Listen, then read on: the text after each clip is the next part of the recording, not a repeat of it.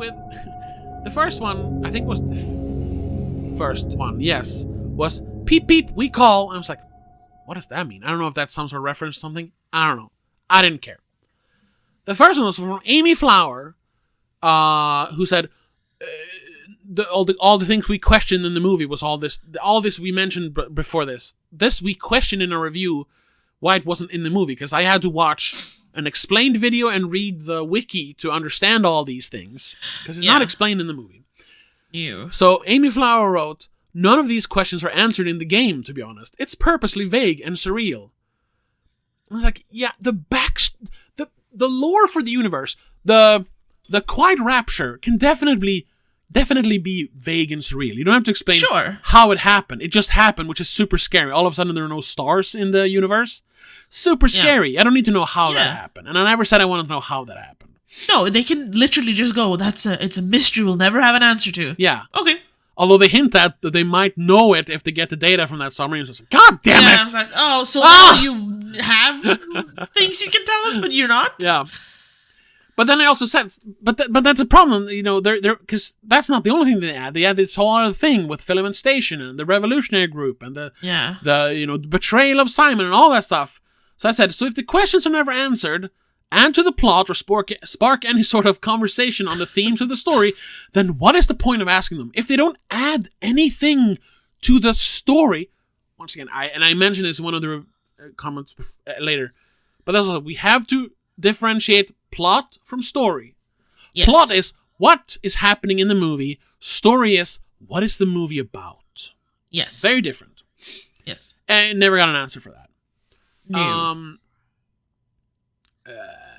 I don't have to read Ancient Madness because, like I said, she liked it, but she mainly agreed with us, so that's fine. She liked the concept, didn't understand why. Yeah, she had the same questions we kind of do. Yeah, and the pacing was a bit. Yeah, that movie did not need to be 2 hours long. Jesus Christ. No.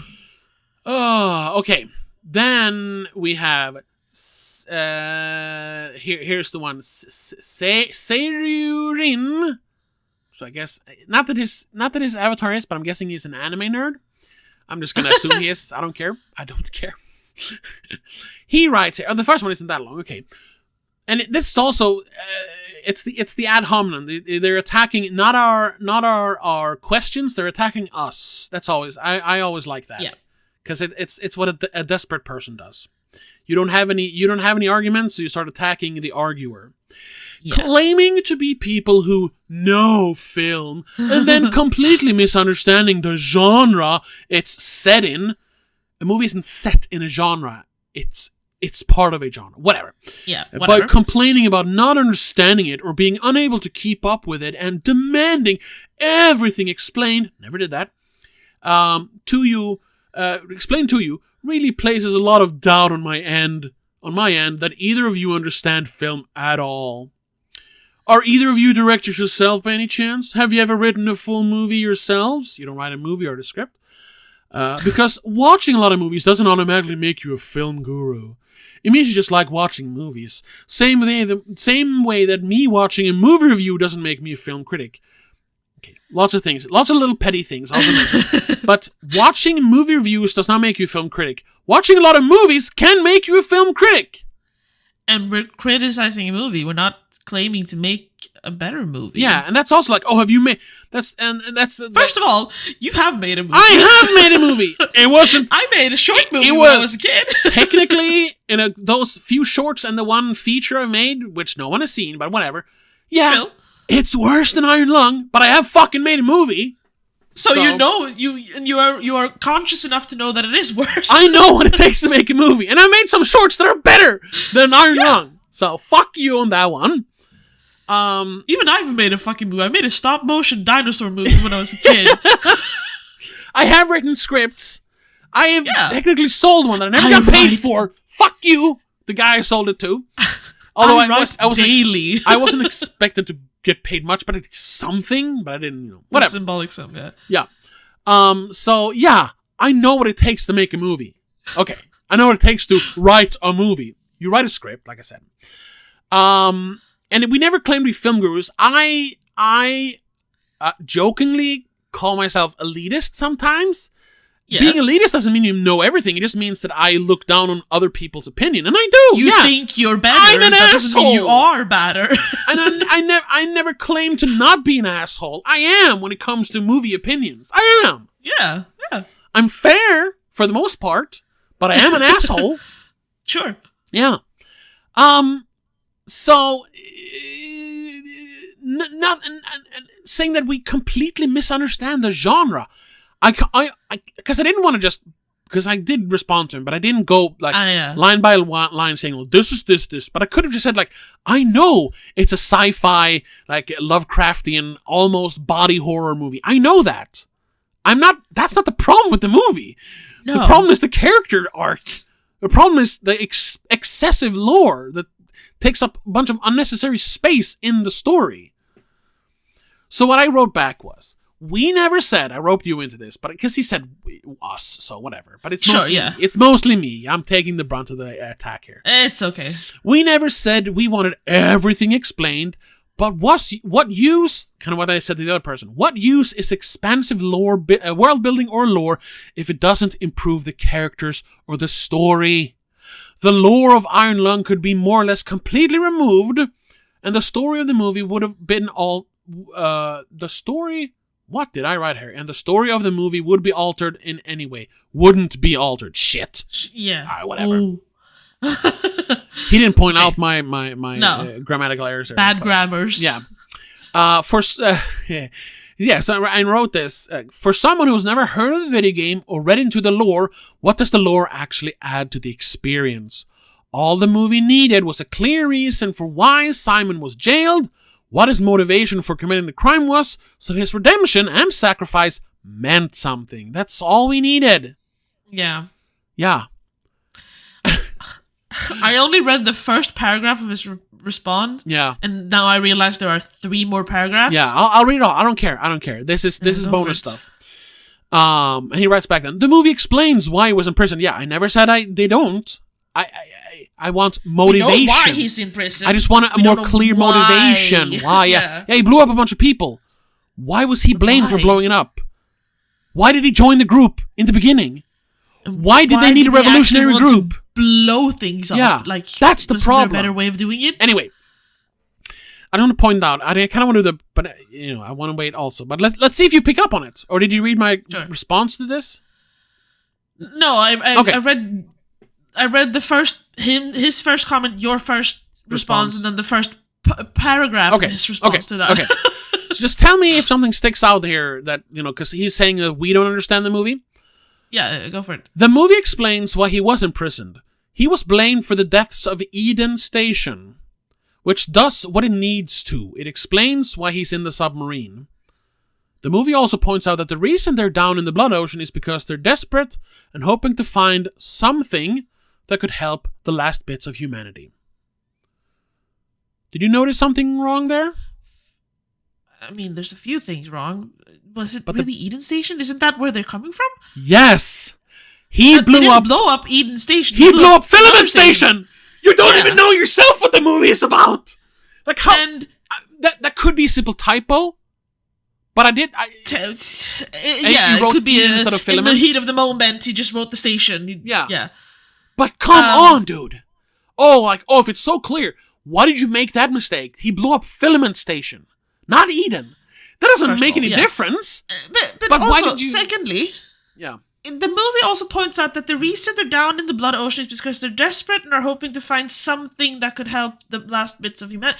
They don't really say that, though. They don't really say that. At first, they just want him to take pictures. Take pictures. I don't know what. But they don't tell us. They don't tell us of what, why, or like what they're using them for in the end. Like. They just tell him to go down and take pictures of anything he thinks... Like, he can't see when he's taking pictures. Just take pictures whenever you feel like it, basically. And I understand that is supposed to make, like... Ooh, that's really creepy. Then, like, why are they sending him down there into an ocean of blood? And why won't they tell him what's down there? What is he going to see in these pictures? He's supposed to be like, what are we going to see in those pictures? Yeah. But it's so many levels of those, like... Why are they sending down him? Why are they risking his life? If life is so precious. Too many whys. Yeah. Why do they have to to weld him into the submarine. Yeah. Yeah. Why are they asking him to just take pictures? Because we know later on that they're actually looking for something. Yeah. So why won't they tell him what they're looking for? That is because we're not supposed to know either. Sure, but it's just like they could technically have told him and just not tell us. You know how they could have made this more interesting, but that's where the world building comes in the way again. If they knew as little as he does, that he was actually the first person to go down there, so they're like, well, we're not expecting to find much in an ocean of blood, but it's literally the only thing in the universe that isn't searched yet. Yeah, that isn't rock. So we're desperate. We'll look at anything. Yeah, and he goes down there and obviously like, yeah, there's nothing down here, and then he's like, wait, is that a skeleton? Skeleton means that something was alive down here. Yeah. And then boom, the first time you hear things like, something is alive down here. He's like, get me the fuck out of here. And like, no. You need to find what is alive down there. Yeah, and take a sample. We need to know if it's, first of all, if we can eat it. If it's something we can use in any way. Yeah. And why is it alive? How is it alive? Yeah, how is it alive? And he's like, fuck no, my job was to take pictures. Get me out of here. I did that. Yeah. And they're Save me. Well, now we want you to take pictures of the fish or whatever it is. Of the thing. Yeah, and he goes further down. And then you could have the whole thing that the longer he's down there, because he's in a compressed space, he can clearly see his oxygen running out and all that. Yeah. And he starts hearing things, which in the movie, it's not him going crazy. It's literally the monster fish speaking to him, which is that's so dumb also. Like, that is not technically showing the monster, but it's like making the monster too obvious. Like, if he was actually going crazy, that's more interesting, because there's nothing scarier than a human. Humans are the most... losing your mind. Yeah, that's scary. That's why The Shining is one of the scariest movies ever. And there are no ghosts or monsters in that movie. He just sees ghosts in your head. Yeah. The ghost in your head turning you into a monster. Yeah. Anyway. Did you read the last line on that first paragraph? Simon's sacrifice at the end is less of a noble one and more of a pretty stark realization of, I'm dead anyways, might as well do the right thing. Yeah, oh, sorry, you were going to say something? First of all, nothing in the movie leads up to me thinking that he is going to go, I might as well do the right thing. No. Every way he acts makes me think that he would just go, why should I help you bastards? But I think... But he does help them in the end, so fine, whatever. I just don't think that was the logical step in the movie. But I would think that, especially for a movie, but even in real life, like, if you know, like, I'm dead in 10 seconds, but I could just do this thing and help a bunch of people. I'll die, but I'll help a bunch of people. That most people would do that. Sure. So that is not very compelling for a character in a movie, but I think it's just common sense. Sure, but there still needs to be moments in the movie leading up to that makes you think he is a decent enough human to have that common sense. Yeah. The only thing I saw him be is angry and violent, and I'm sorry, but I do not connect that to someone who decides to do the decent thing in the end. No. He doesn't have that tiny little ounce of decency in him throughout the rest of the movie. Another way that they could have made it like he was a reluctant criminal, like he took the blame for something that he didn't actually do. Imagine if he, you would still have to kind of explain, but imagine if he was the leader of the revolutionary group, that all the other people were his brothers, and his manifest destiny was to like topple the government, but through fucking tagging up the walls with like fuck the leader of Filament Station, or say like nothing matters but the tree, or whatever, slogans, and then like protests. But as always happens when people gather in a group, some of them take it too far, and they're like, yeah. But whatever, Simon, your pussyfooting around isn't actually getting us somewhere. We're gonna blow up the government buildings. But no, we can't do that. That way they will never, accept us. The military is just going to kill us all. They know where we are. We're not a terrorist group. We're a revolutionary group. There's a difference. And they're like, whatever, and they go and do it anyway. And you know what? They die in the explosion. So the only people who are left are the ones who didn't join in the blowing up. And he's like, the government is coming. It's like, and he says, don't worry, I'll take the blame for it. That way, everyone will know him as the Butcher, but he isn't actually the Butcher. You know what?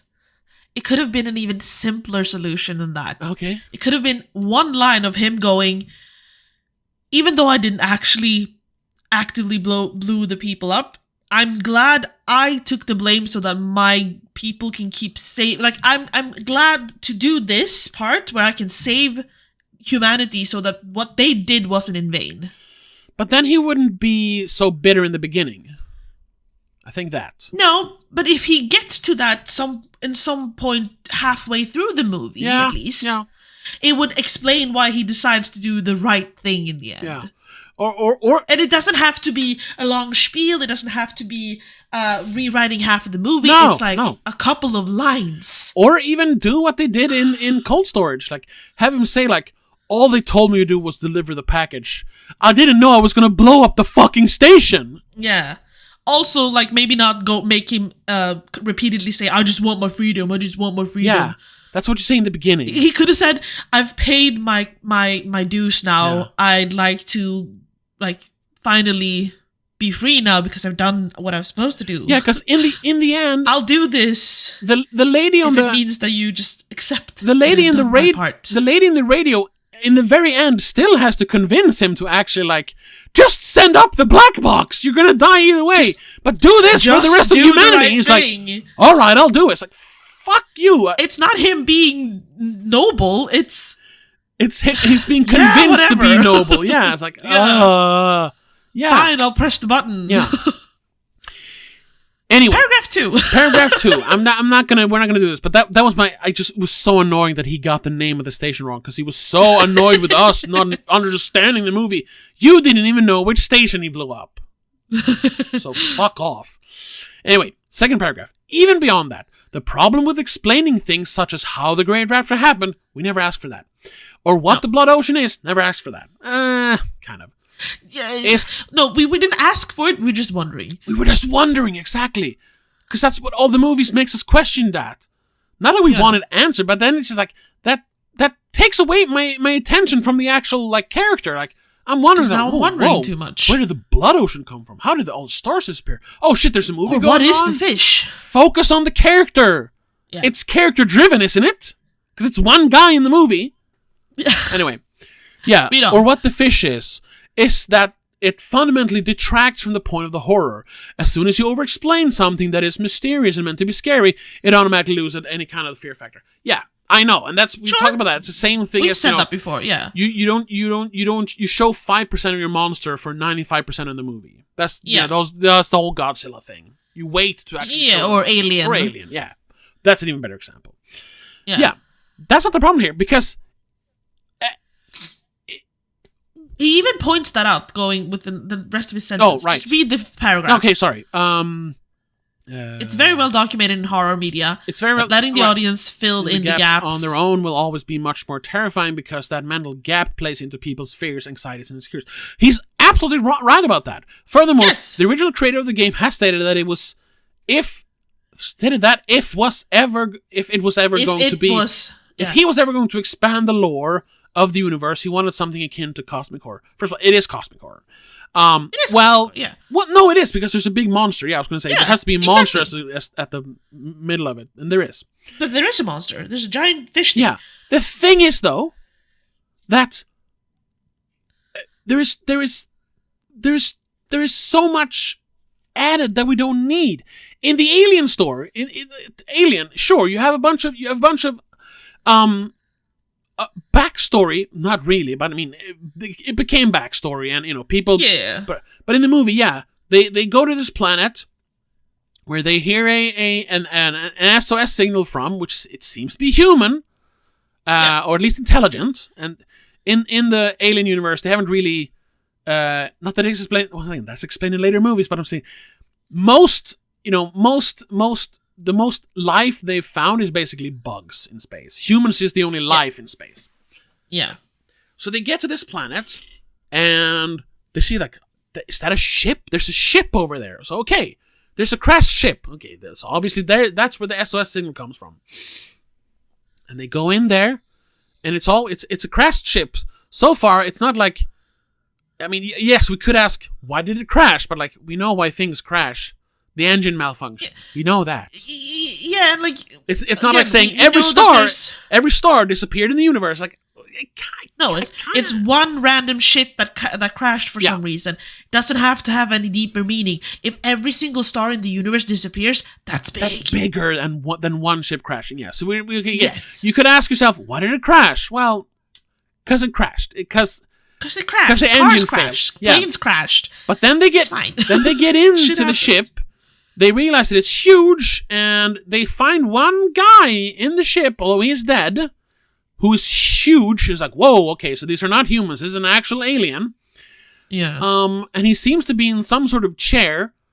So maybe he was steering it, but he's been there so long that he's grown into the chair, which they do ruin later in Prometheus, because that's actually how he's strapped into the chair. So dumb. Whatever. And they realize that, his chest is burst open. So maybe he crashed because then, without even saying it, that's why. Like the audience can go, so he was killed by something. That's why they crashed. Honestly, you can kind of go, maybe he had like an alien heart attack. That's why they crashed. But they do find a trail because like he's burst open. And they're like, there's a hole over here. There's a hole burnt into the little platform that they're on. Yeah. And they go down there, and they are in what seems to be the cargo area. And they send whatever his name is down there. Kane. One of the dudes. I think it's Kane, yeah. And they realize that the cargo is a bunch of what seems to be eggs. I mean, it literally says eggs or something. Because it looks like eggs. Yeah. It's the shape of an egg. It looks like eggs. That has like a base to it.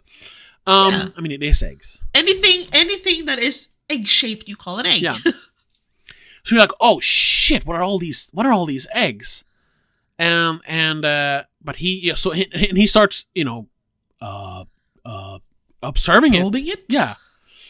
And before we really have more time to think about what the eggs are, he gets a fucking crab attached to his face. And he's like, fuck! Yeah. Now that's what we have to deal with to get him back to the ship. We don't have time to consider why or what happened. No. Because we're now too busy with fixing the issue at hand instead. But, and this is now, I never even thought of that, but every question that the audience might have is basically answered in the movie. Because later then, he is stuck, and they realize that the doctor on board says, like, we can't really, like, remove it, because it's, as it is asphyxiating Kane, it's also keeping him alive for some reason, because it has a tube down his throat. So it's covering his face, but it's also feeding him oxygen, which is really strange. Yeah. And one day it's just gone. Oh, and they also when they try to remove it the first time, they realize it bleeds acid. Oh right, yeah. Which is just like, I don't think nobody questions that, but it's just that is scary. Yes. That's very scary. An animal that bleeds acid. But yeah, one day, the crab is gone. Like, shit. Oh, Kane is fine. He seems to be fine. Yeah, they look for it, but that doesn't matter. But so he wakes up and he's like, he's really hungry because he hasn't eaten for like 5 days or something. Yeah. So like, okay, let's leave this fucking planet. Let's go home. We were on our way anyway. Let's have one last meal before we go back into the freezers, the time capsules, whatever it's called, cryogenic capsules, cryogenic chambers. Yeah. And after sitting down having a jovial meal, he starts coughing and like convulsing. He flings himself on the table, and an alien bursts out of his chest, and you go, holy fuck! And in the back of your head you realize that's how the alien on the ship died, and that's why they crashed. Now we have that explained. Yeah. And after that, it's like, we still don't know what the alien is, but that's the scary part. We don't know what the alien is. All we know is... Or how it got on that original ship, really. And that's the thing we should never explain. Don't explain the background. We don't need to know that. We don't need to know that. That's the scary part. All we need to know is that it's fucking vicious when it's this big. And then we find... Do we want to know what happens if it goes bigger? And then we realize that it grows because we see the shedded skin. And we're like, oh, fuck. And then it kills Brett. And it's like, that is much bigger. And then that's what now we need to... Now it's even more scary. Yeah, that's what we need to worry about. Yeah. Later on, they did ruin it with Prometheus to try to explain where all that came from. Yeah. But you see, that's when they explained the backstory. We never needed the backstory. That's when you started adding fucking lore to it. Yes. Now, I do appreciate Prometheus for some of the things it did, but trying to explain the space jockey ruined everything. You didn't need to, obviously. What is so great about Alien is that it does have the fear of the unknown. We do not know what the alien is. That's why they call it an alien. Yeah. That makes it super scary. Also, that it's fucking vicious is scary. But every question you ask yourself is explained. Because the exact same thing that happens now in the movie to Ripley and everyone else is what happened to the guy in the spaceship that crashed on the planet where they went to find the alien. It's like... Oh, fuck. The only thing we don't know is where the eggs come from. And that's the scary part. Like, what's the original source? But we don't need to know the original source. That's the scary part. Same thing here. Same thing with Iron Lung. We don't need to know what the original source for this fish thing is. No.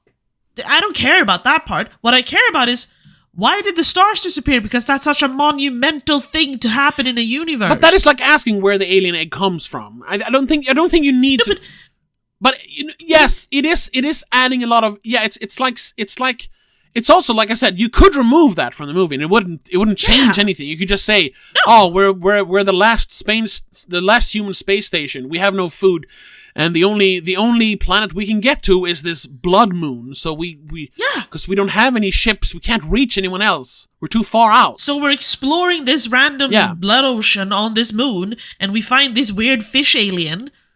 I wouldn't ask too many questions about that. That's why I don't really think that the Quiet Rapture is a problem. I'm fine with that because it's a scary backstory. Wait, he calls it the Great Rapture, but it's the Quiet Rapture, right? Okay, yeah, it's the Quiet Rapture. But it's also pointless because you could add it to Alien. Oh, yeah. Every star and planet disappeared.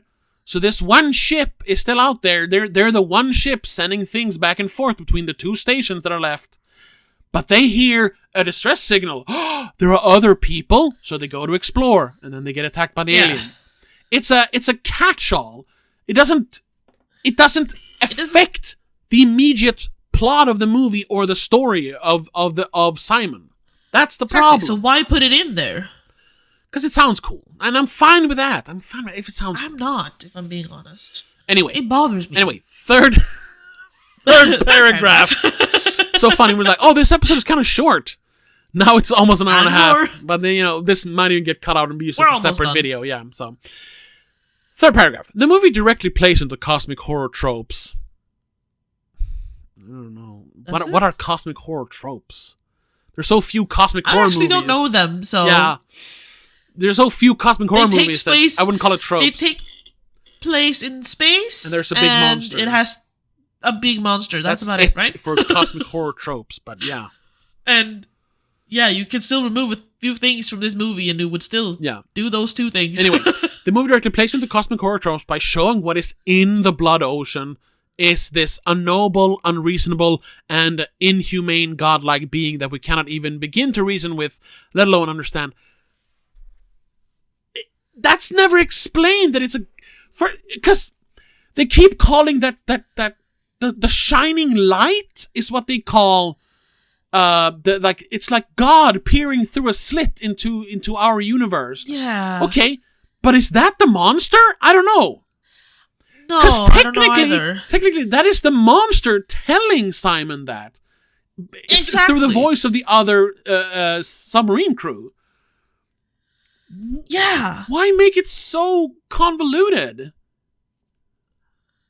They also mention something about being like the last star has sunk into the bottom of this ocean. Do they actually say that in the movie? Because I read that later. Or maybe that was you saying it. Yeah, I think They never. The only light they mention is it's like, it's a light that like God peering into our universe through a slit in the fabric of reality. It's like, okay, and then. But what does that have to do with the fish? What does that have to do with the fish? Well, the fish is telling you that.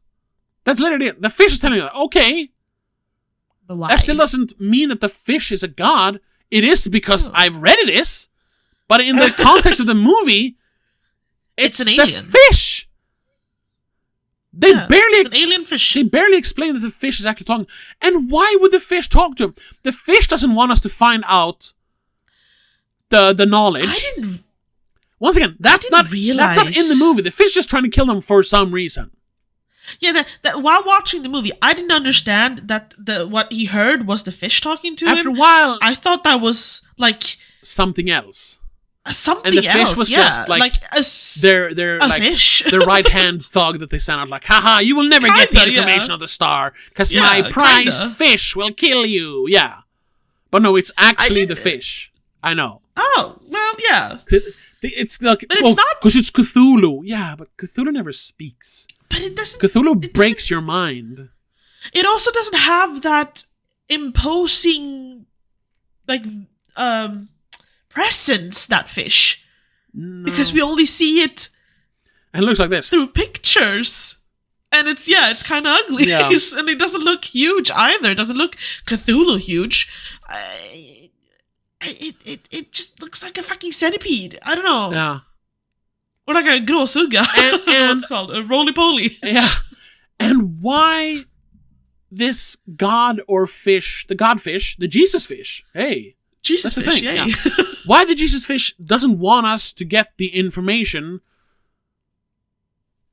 it's never really explained. They say like, oh, we couldn't handle it. Okay, sure, yeah, because we're mere humans. Like, getting all the knowledge in the world, it would be like, it's the gift at the end of Highlander. Yeah, like, yeah. You need to be a Highlander to actually be able to survive it. Sure, It drives you mad, but why? So if it just drives us mad, the information is not going to go anywhere. It's just going to kill us. Why is the fish trying to stop us from getting the information? From killing ourselves. Yeah. Wouldn't it be scarier?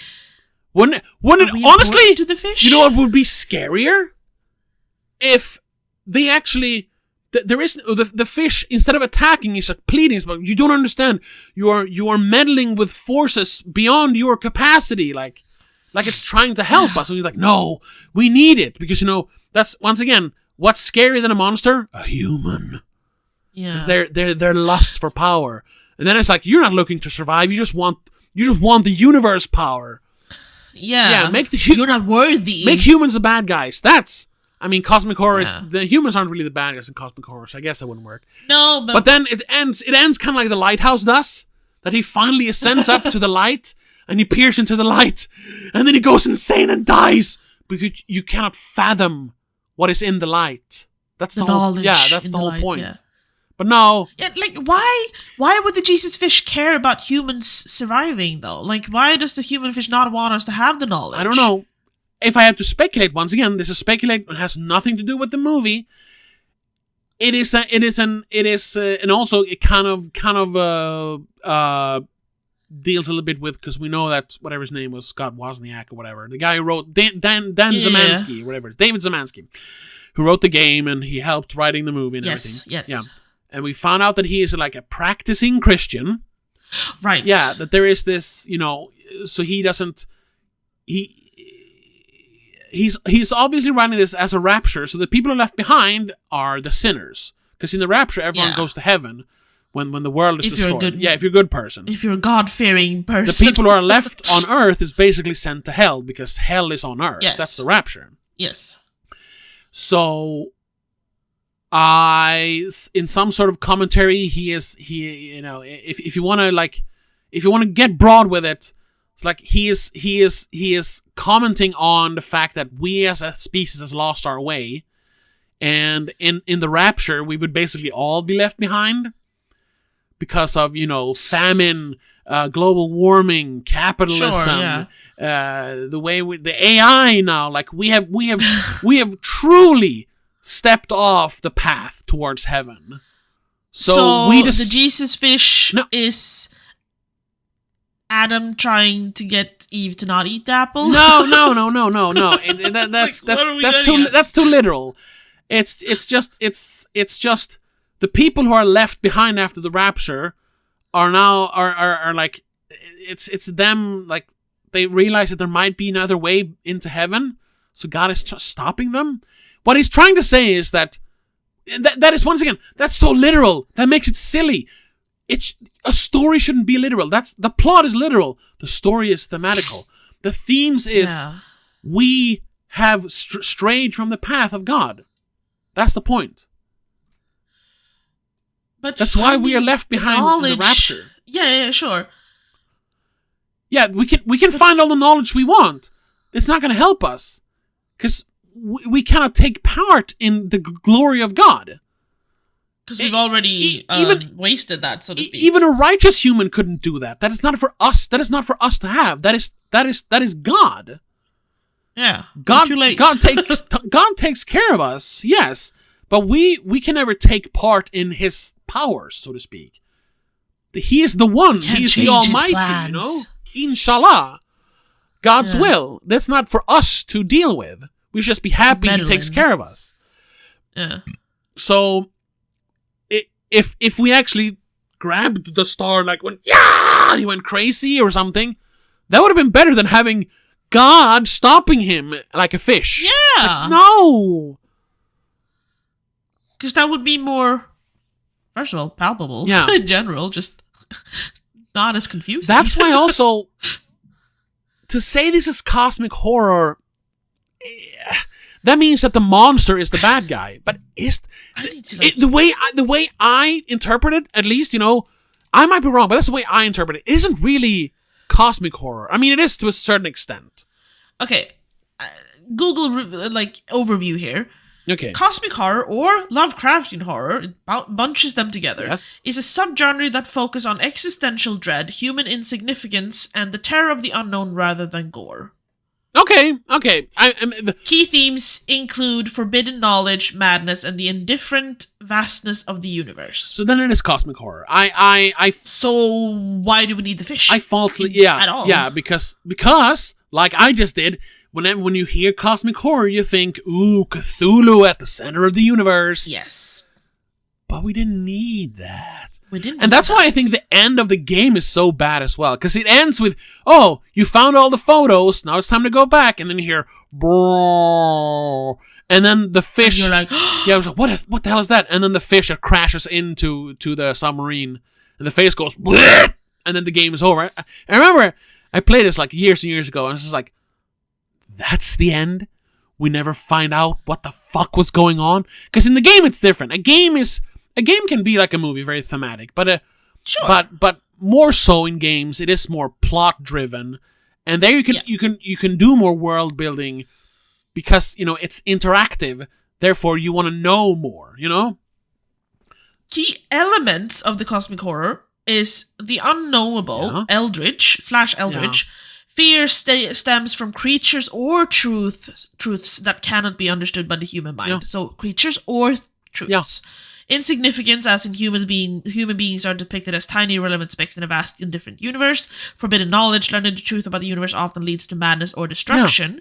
Existential dread, questioning the nature of reality and human existence. Yeah. And then lastly, entities often feature cosmic non-human entities, i.g. Cthulhu. Yeah. E.g. Cthulhu, not IG. Yeah, but you don't actually need, and I think... You don't have to, it's often. It doesn't have to have a creature. Yeah, but people think that, oh shit, it's a big scary monster, that's really cool. See, I think Iron Lung would have been... It is cool, but it's not interesting. Sure. No, Iron Lung would have been more interesting if it was basically Simon going mad in a vast sea of nothing, trying to find something that will save humanity. Yeah. Instead, we get him finding bits and pieces of something that doesn't really add up or make sense. Yeah, and realizing that they're so desperate to find something. And in the end, he's like, yeah, like, because in the game you can see there's like remnants of a civilization down there, which wasn't here. Sure. You see like pillars and walls and stuff among the bones. But in then you realize like, yeah, there was something here, but it died like hundreds, if not thousands, years ago. There is nothing.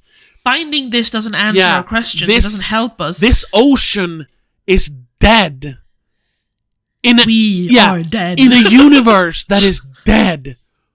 We are There is dead. nothing. We will find nothing. End is inevitable. Yeah, we were left behind. There is nothing. That's scary. Nothing to this. Yes. And we don't need the Jesus fish. Big Jesus fish isn't scary. Or the God looking through the eye or whatever the fuck you called it. That sounds cool, but it's not actually interesting. It sounds cool. And it didn't look that cool, unfortunately, in the movie, in my opinion. No. It looked kind of dumb. Okay. Last paragraph. I'm perfectly okay with and actively encourage critical consumption of media. Okay, really? But if you're going to brand yourself as experts, once again, I say that jokingly, but at this point, we have reviewed and analyzed hundreds and hundreds of movies. Sure. I'm not saying we're the best. We call ourselves experts per se. I wouldn't. Yeah, we're not the best. Far from it. And I say that many times. And we're not really experts, but we are. I would say, to toot my own horn, we're pretty damn good at it at this point. Sure. Yeah. Sorry. If you're going to brand yourselves as experts in a field, then proceed to make claims that are actively false and or add additional criticisms that are vague in nature. We never did that. We didn't do anything that was actively false. Nothing in the movie explains what we talked about. All this was explained afterwards. In a video where a guy read the wiki. He didn't watch the movie. Well, he watched the movie also, but like he had to read additional content because he knew what it says on the wiki, and he had read all the lore in the video game. He understood what they were saying in the movie. If you watch the movie without knowing anything about the video game, you're not going to understand what's going on.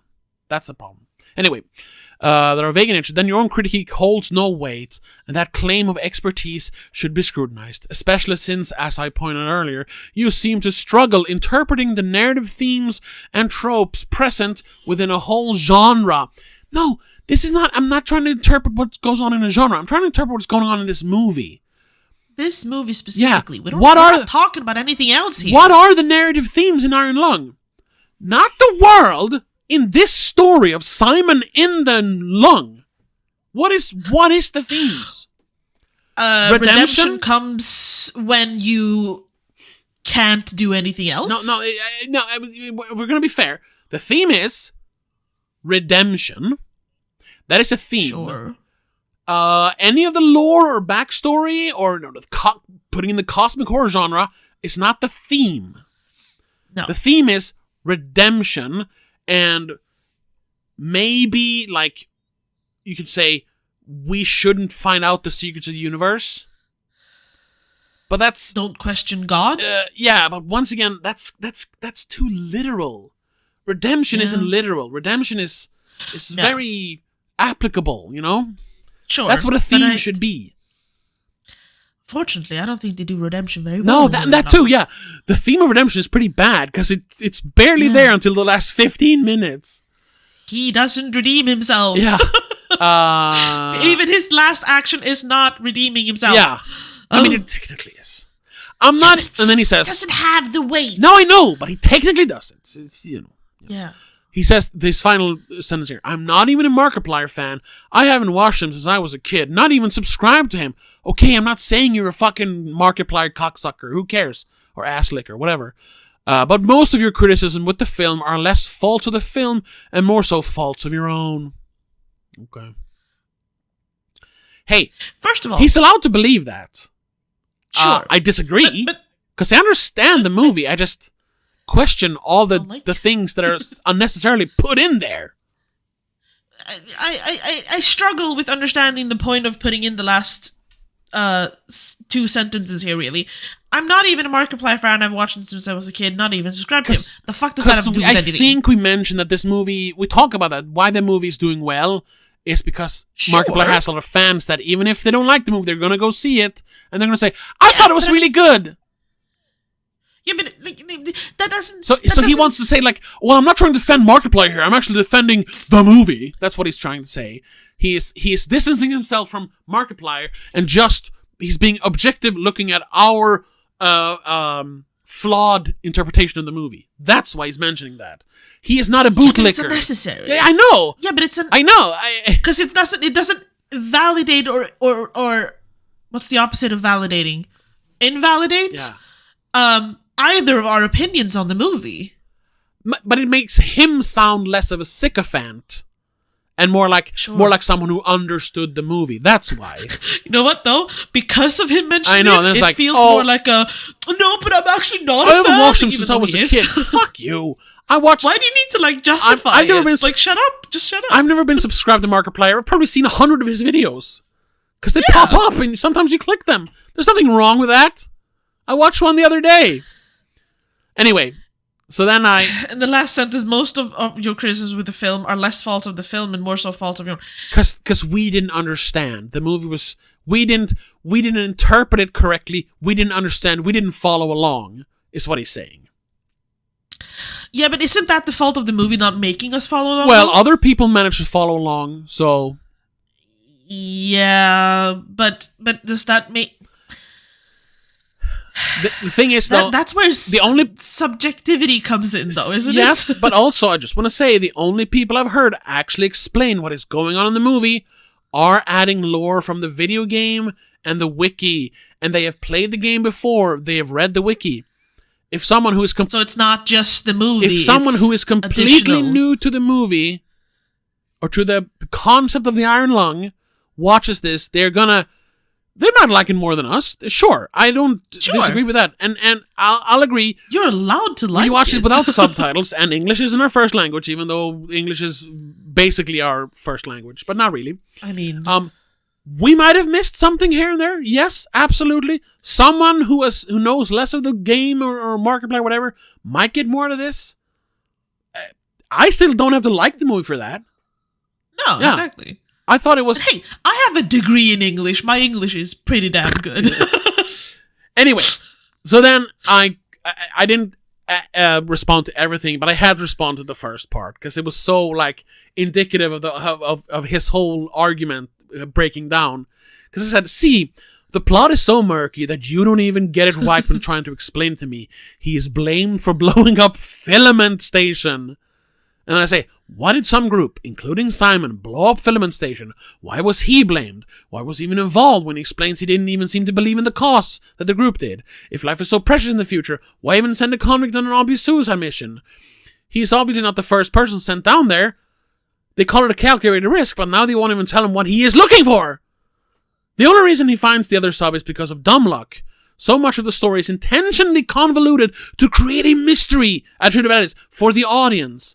But it's just a cop-out to make the movie more mysterious. Yeah. It's convoluted to make us not understand what's going on.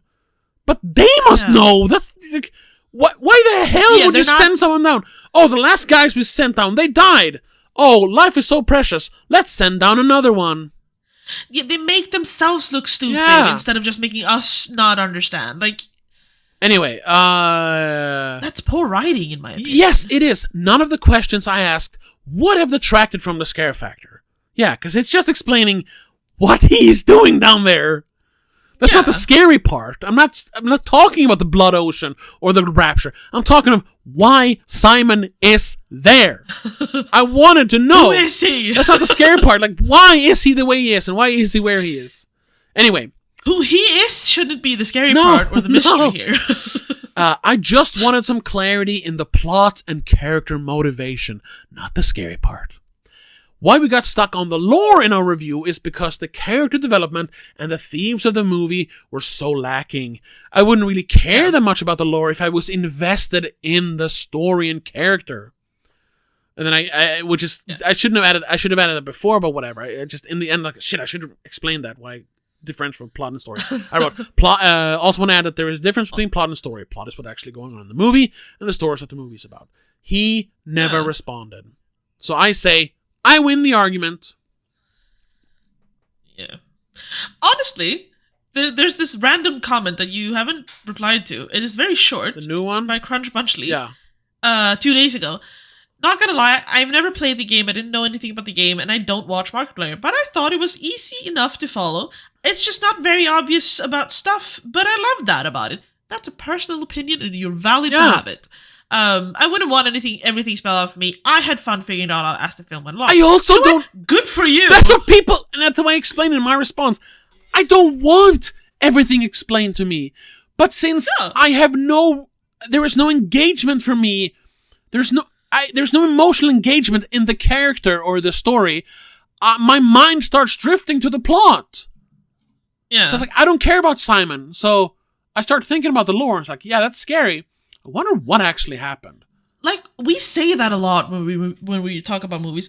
If we're not interested in the characters or the actual plot, we start nitpicking other that's shit. When we start seeing the flaws. If at least the characters are compelling, I don't care if there's a bunch of editing mistakes or bad CGI. It doesn't matter. Story is you're too busy caring about the character to notice the other shit. I don't care that E.T. is an obvious puppet. I am still crying my eyes out when he's leaving. Because in my heart, he's real. Yeah. Yeah. I know he's a puppet. You care about this puppet as if it's alive. Yeah. Because it gives it emotions, development, family, love, fucking experiences, learning shit. But it's a puppet, but I love it. Or something like The Thing, although I wouldn't really call that flawed, but because the puppets and the makeup in that movie is so amazing, but that is fucking amazing. But it has aged. Yes, it has aged pretty well, but you can still see it's PVC and fake blood. Like, we see it. Yeah, but it doesn't matter because it's so perfectly paced, and all the characters, there's 8 people, and I still know all the characters' names and understand each character's motivation for doing what they're doing. Their motivations, their roles in this movie, anything. And the scary part, the scary part is the monster, but what's almost scarier is that they cannot trust each other. The monster makes them start mistrusting each other. The scary part is the human. Yeah. The characters and the theme here, which is paranoia, is what is interesting about the movie. The fact that the monsters are cool, and that there's some cosmic horror there, because what is the final form of the thing? We don't know. It's some sort of... We don't know. Is it a parasite? Does it have a natural form? I don't know. Where does it come from? But that's... What is it? And I don't really care, because I'm so invested in the characters. Exactly. But it's funny, though. There is a whole, not industry, but there's a whole subgenre on YouTube of YouTubers trying to figure those things out about the movie. About The Thing? About The Thing. Specifically? You can look it up, or don't. Because my friend Robin... I don't care enough. Yeah, exactly. And I think that's... my friend Robin got kind of... Because he's kind of he likes to read Wikipedia, so he likes knowledge. Sure. He likes lore, if you know. Yeah. So, and he's a fan of the movie, for all the right reasons, but he also I wonder, because in the end, when Childs and McCready are just sitting there, and he says, let's just wait a while, and then bum, bum, bum, bum, the camera moves away. He's like, ooh, because we don't know who of them is the monster, or if any of them are. That's creepy. But then in the back it's it would, I wonder who was actually. And for some people, including Robin, that little thought, that was the inception. It just it took form. Keeps gnawing at you. I want to find out. So he started digging into it on Wikipedia and listening to interviews with Carpenter, watching videos. Isn't there an answer to that? Well, I'll get to that. And that's where we really got down the rabbit hole, because we realized that there, for decades, or at least as long as YouTube has been around, fans of the movie has been speculating, looking at little details, reading the original story, even though it's barely based on the original story, the original short story. They played the video game, they read the comic books that are technically canon, although they're not, but, they've read interviews, listened to interviews, they've done all the research, And still, half of them say, oh, Childs is definitely the thing. The rest say, oh, MacReady was the thing all along. And some people say, oh, none of them is the thing. They won. It's like, don't you, after all this time, you've reached the same conclusion. Nobody knows, because that's the point. And Carpenter has even said, because if someone is going to be able to tell you, it's the director. Maybe the writer, but ultimately the director. And he has said... One of those two. He has said, numerous times, he said, there is no answer. Like, you can't know. Exactly. And that's what's scary. But he's also said, it's probably Childs. He's also said, well, MacReady is the only survivor if you look into the comic books and video games. So, like, he is... And that's what makes him... I know some people still, my video call him a hack fraud, but I think that's what made him a good director for that movie.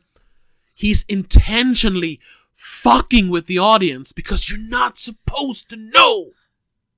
Yeah. Because in the end, it doesn't change because anything. What's scary is that we do not know. Yeah. And what is engaging is the characters. That's why I don't care about... My mind doesn't wander to, I wonder who actually did it. To simplify it even more, that's why one of the scariest movies I've ever watched, and I will never watch again, is The Strangers, because they don't have a fucking reason. Yeah, they're just... And we don't need to know the reason, because we care enough to want to watch our heroine, specifically, try and survive this. And that's it. That movie is amazing, but it is technically one of, 100 shitty slasher movies. It just happens to be very well made. But yeah, it's a shitty slasher movie. But they do take the time to flesh out the characters enough for us to care about them. Yes. Yeah. And that's why the movie works. And it's through dialogue and small details. It's not excessive lore and exposure. Yeah. So it's well made as well. Like, it's... Yeah. But, and we've talked about this because we've had this exact... This is like an hour-long clip now. Yeah. I'm sorry, but it annoys me to no end. Because we've had this conversation before as well. People are... I mean, this is the whole thing with us, like, being terminally online. We're becoming emotionally distant. And, like, autistic, basically. Like, people stop caring about people and just want a big picture. That's why everybody loves... lore. Yeah. Everyone wants, I want more information. I want to understand everything. It's like, no. It's like, it's a classic. You know everything about the human body except the most important part. The heart. Yeah. Yeah. That's the argument they keep going with in Star Trek whenever Spock argues logic. Like, of course your argument is logical, but it's not human. That's what's very, very important. Human emotions, human motivations. That's very, very important. We cannot lose our humanity. That's why characters will always be more important than world building. Yes. And that's where we're going to end this. Sorry for me ranting. Once again, you're just sitting here listening to me ranting. Sorry. No. I agree. That's the thing. Oh, shit. Yeah. Okay. You do have a tendency to over-explain it sometimes, but it's fine. I know. Yeah, I've said the same thing 3 times over at this point. I know. Yes. I know. And now it's going to take me... It's called being human. Yeah. It's a flaw of mine. This is part of your character, of your depth. Because I just want people to understand. That's the thing. It's so frustrating that people don't understand this. We try, but it's so hard when no one listens. Yeah. Anyway, that's going to have to be it. This is where we cut it. Now this is going to take me 3 days to edit. Good luck. But yeah, for next week, was it The Bride, or are we doing the nominations next week? I don't remember. Pull up the schedule. I'm honestly, though, not super feeling The Bride the more I read about it. Where the hell is this? No, it's Scream, hello. Oh, right, Scream first, yeah. I'm also not very excited for that one. But yeah. No, but We kind of have to because it is one of our favorite franchises ever. So we kind of have to, yeah. We're gonna, and hopefully this is the final one. Hopefully. And now that they have made. But yeah, sorry. We'll discuss that in the next week's episode. Yes, exactly. So Scream, and also our patron discussion for this, our companion piece of this is gonna be Return of the Living Dead. Not for this, but for you remember Cold Storage? Remember that movie you talked about an hour ago? Yeah. Oh god. So yeah, and for Scream 7, we're just gonna talk more Scream because we love Scream. At least the first 4. But yeah, that's it. Thank you so much for listening. Thank you so much for watching. Don't forget to like, subscribe, comment. Please attack us more about Iron Lung. Yeah, I don't give a fuck. I'm right. You're wrong. You see, I'm an asshole. And that's it. Bye-bye. Bye. The SpoilerCast is part of Please Don't Make a Scene. It is hosted by Tobias Vedén and Rebecca Vedén. Produced and directed by Tobias Vedén. Executive producer is Annika Vedén. I also want to give a shout out to our patrons over on patreon.com/don'tmakeascene. Matej Vicky, Spencer Gravely, Jacob, Sika85, Christopher Berlin, Daniel Del Geiso, Mom and Mac, Mom, Dad, and Laura Kinney.